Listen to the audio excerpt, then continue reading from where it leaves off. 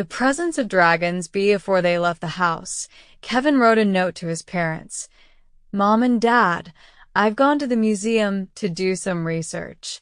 I'll probably be home in time for dinner, but don't worry if I'm not. I'm working on a big project. Kevin P.S. I accidentally broke a window in my room. Sorry. I'll pay for it out of my allowance. He stood for a moment with the note in his hand. How was he going to explain the broken window?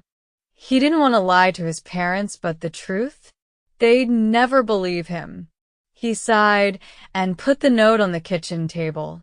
I'll worry about it later. Archie stood by the front door waiting for him. Kevin put on his jacket.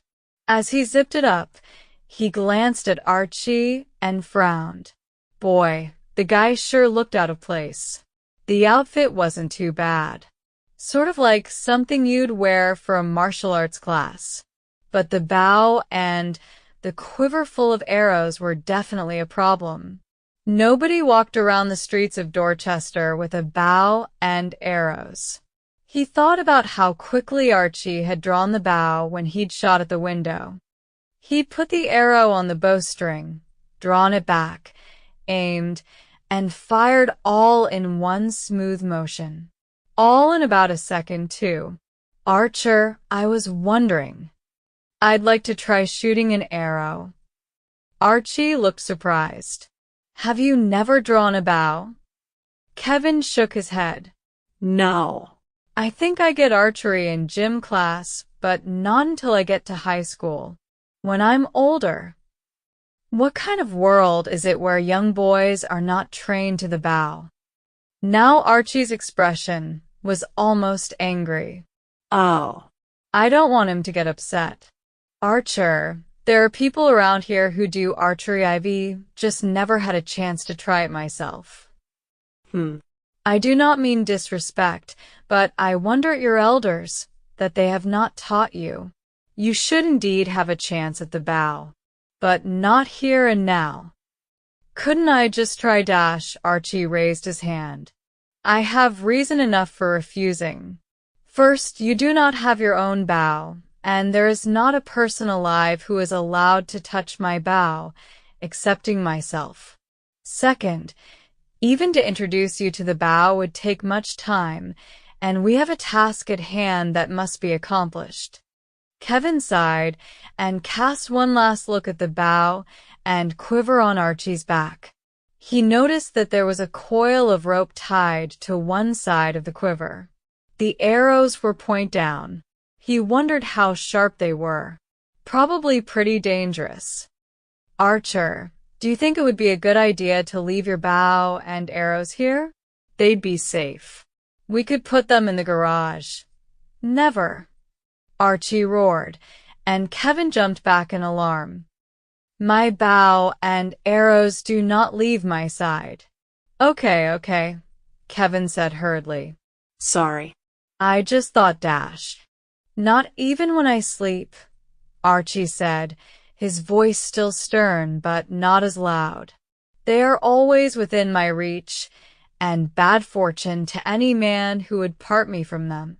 Sorry, Kevin said again. He looked at Archie one last time and held back a sigh. Well, he could be a martial arts instructor who also liked archery. Kevin didn't know anyone who was really into archery, but at least bows and arrows didn't seem to have changed too much since BC times, so Archie's set didn't look completely foreign. Kevin pulled up his hood. It was cold and gray outside. Halfway down the driveway he turned and saw that Archie wasn't following. He had stopped and was looking around intently. Kevin didn't know what streets and houses were like in Archie's time, but he would have bet a year's allowance that they were really different. The way Archie was staring, it seemed like he'd just arrived from another planet. Kevin could tell that he was trying not to look too taken aback. His mouth wasn't hanging open, but he couldn't hide the surprise in his eyes. Come on, Archer, Kevin said.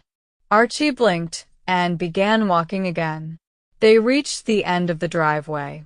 Then, Archie hissed. Jump, quickly. He grabbed Kevin's arm and nimbly leapt over the hedge of waist-high evergreen bushes that lined the driveway.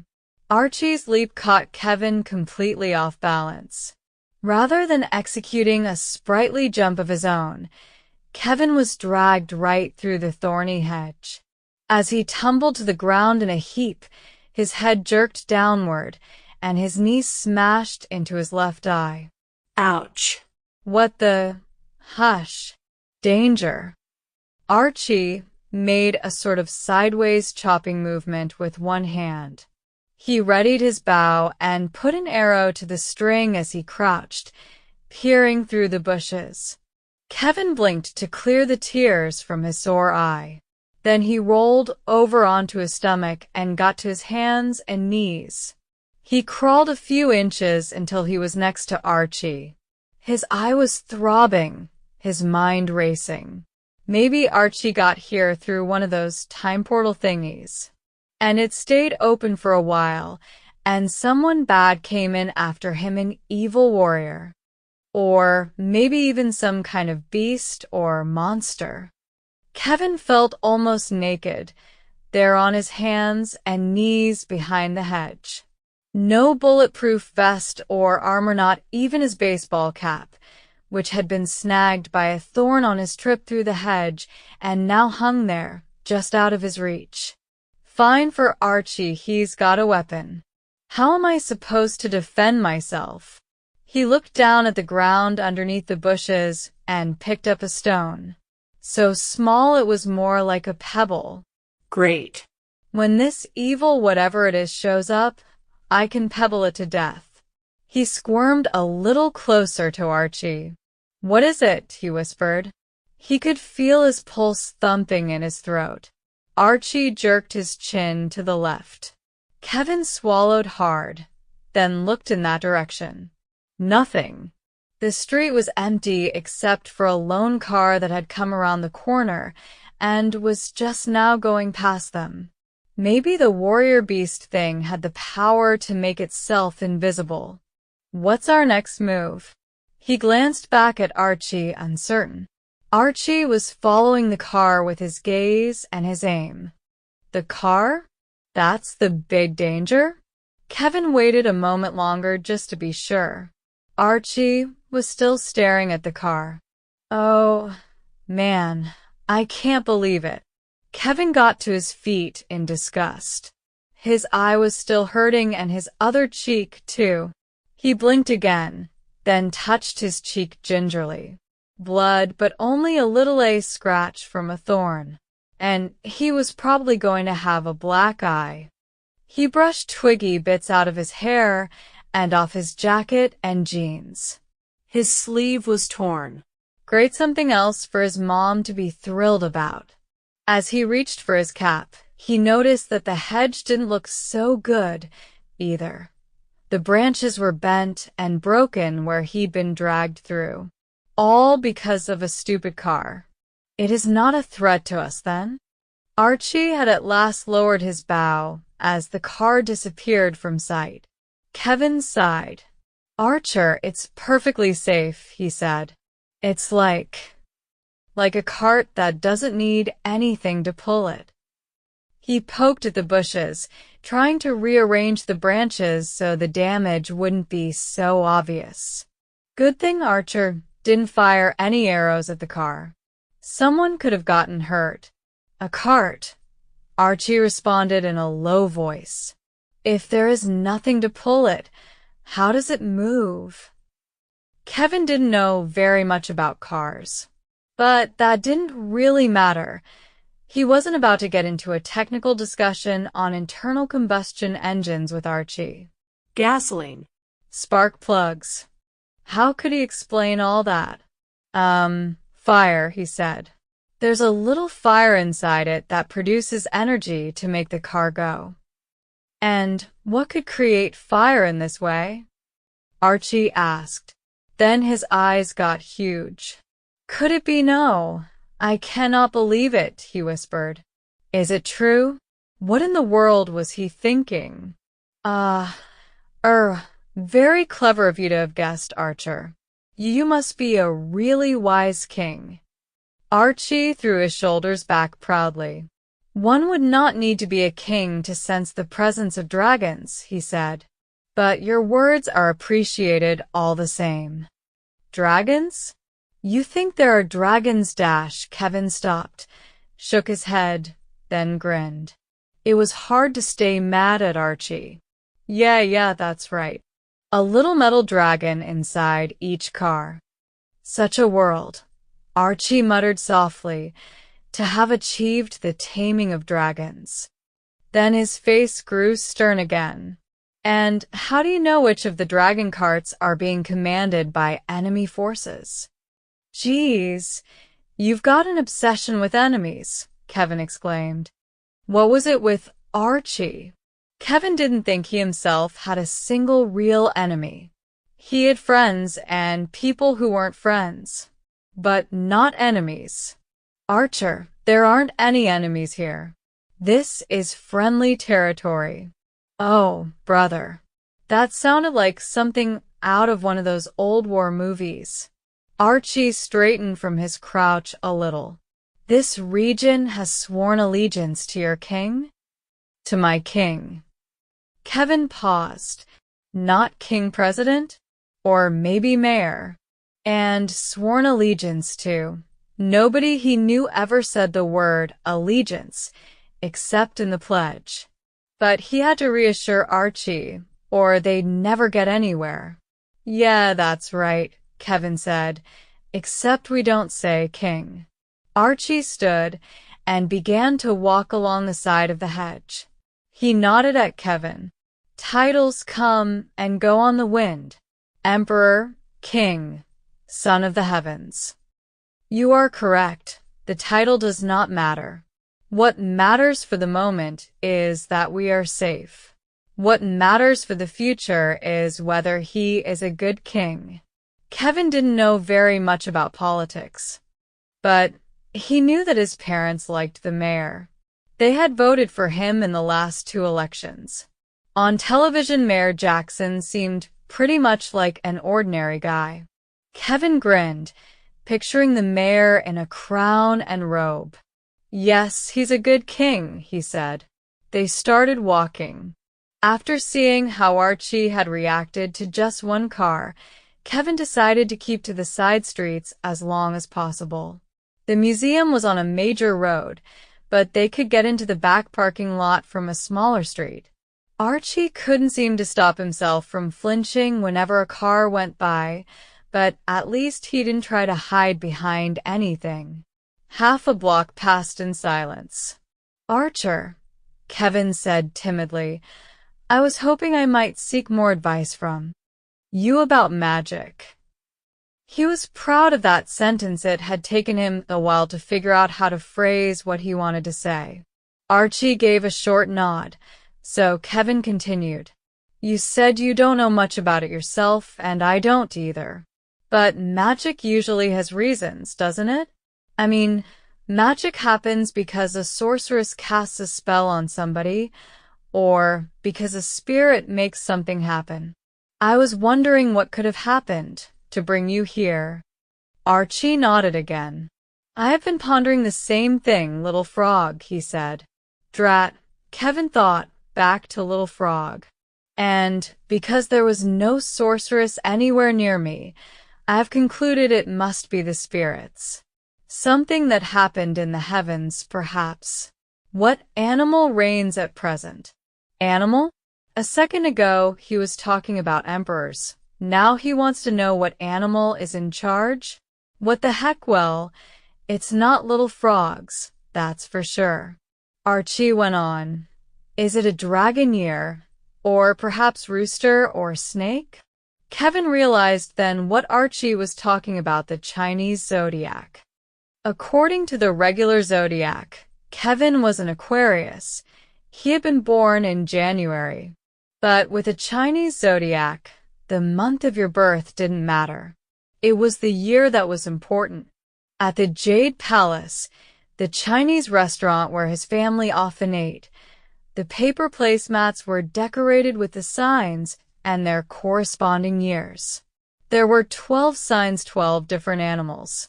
Kevin had been born under the sign of the tiger. Just a few weeks earlier, he'd celebrated his 12th birthday at the Jade Palace with his parents and Jason. At the end of the meal, one of the waiters had hit a big metal gong, and everyone in the restaurant suddenly got quiet while the whole staff crowded around their table to sing a song. Corny and embarrassing, and the song was in Chinese, so Kevin couldn't even understand the words. Then a waitress gave him some ice cream with a candle stuck in it. She told him it was a lucky birthday for him, that it was a tiger year, and your birthday during a year of the same sign as the one you were born under was supposed to bring you good luck. Kevin also knew that the Chinese New Year wasn't celebrated on January 1st. He didn't know how they decided on the date, something about using the lunar year instead of the solar year, but the Chinese New Year was usually in late January or early February. The waitress had mentioned that it was almost time for the New Year celebration. She said it would be a rabbit year in exactly 3 weeks. Wait, I have to figure it out, Kevin said, and thought for a moment. My birthday was January 26th. Today's February 15th. He counted the days in his head. Exactly 3 weeks would be February 16th. It's the year of the tiger, he said. But it's the very last day. Ah. Archie looked excited. I was born in the year of the tiger. And you? Me too, Kevin said. And in my kingdom now, it is once again the year of the tiger. Magic indeed. It sounded to Kevin more like a coincidence than magic. Besides, there was an awful lot it didn't explain. Since Archie's time, there had been hundreds of tiger years. Why had the magic worked in this particular year? And millions of people were born during every tiger year. So, why Kevin? Archie was still talking. I, who was born in a tiger year, was riding on a tiger during a year of the tiger, and then arrived in this world during yet another tiger year, at the home of a tiger-born boy whose family honors tigers. So many tigers. This must indeed be the source of the magic. A family that honors tigers? It was clever of you to notice that my family honors tigers, Kevin said, especially because I didn't say anything about it. No question mark. He was getting really good at this. Archie raised his head proudly. I saw it at once, he said, on the wall of your room. It is one of the reasons I chose to trust you. Kevin knew right away what Archie was talking about. There was a banner on the wall over Kevin's desk for the Dorchester State University Tigers. Orange and black lettering, and a tiger's face. That banner had something to do with bringing Archie here. His mom had given him the banner for his birthday, along with a matching sweatshirt. Both of his parents worked at Dorchester State, and he'd practically grown up on the campus. It wasn't magic. It was just another coincidence. We must explore this further, Archie declared. Which of the elements reigned during the year of your birth? Elements. Yes. Fire, earth, metal, water, or wood. I don't know quite what you mean, the 5 elements that make up the world. But there are way more than 5 elements. There are, Kevin tried to remember from science class, 100 and something. Archie glared at him. Utter foolishness. Everything comes from one of the 5 and returns to one of the 5. There is no need to make things more difficult. Well, at least we agree about that. And you have not answered my question, Archie said. I was born 24 years ago, during a fire cycle, which makes me a fire tiger. And you? I don't know, Archer. How can you not know something of such importance? This seemed to border on an insult. Is he saying I'm stupid? He's the one who's stupid, thinking there are only 5 elements. Doesn't he see that everything's changed since his time? Computers and electricity and cars and science and math. Kevin's pace suddenly slowed. No, wait. Math hasn't changed. At least, numbers haven't. I might be able to work this out. Archie was a few steps ahead of him now. Kevin quickened his pace to catch up. Archer, how long does a cycle last? 12 years, of course. 1 year for each animal of the calendar. And what was the order again? Fire, earth, metal, water, wood. 12 years. 5 cycles. So first he'd have to figure out the number of years between Archie's birth and his own. And then what? Divide by 12? No, that wasn't right. Divide by 5? Wait, that might not be right either. Kevin felt a familiar prickle of frustration, which happened whenever he couldn't figure out a math problem right away. It seemed to start at the back of his neck, an itchy, impatient feeling that made him want to shrug or scratch. His dad always told him to try to see the answer in his mind even before knowing what it was exactly. You have to know where you're trying to go and use the tools, the right equations to get there. That's just as important as the answer itself. But Kevin could never seem to see things the way his dad wanted him to. He'd grope around blindly in his mind until one of 2 things happened. He'd stumble across the answer and everything would be fine, or else he'd get so confused that the itchy feeling would spread until he wanted to jump out of his chair. He'd give up and go on to the next problem, which was almost always harder than the one before. Kevin could already tell what was going to happen this time. Frustration plus confusion equals no answer.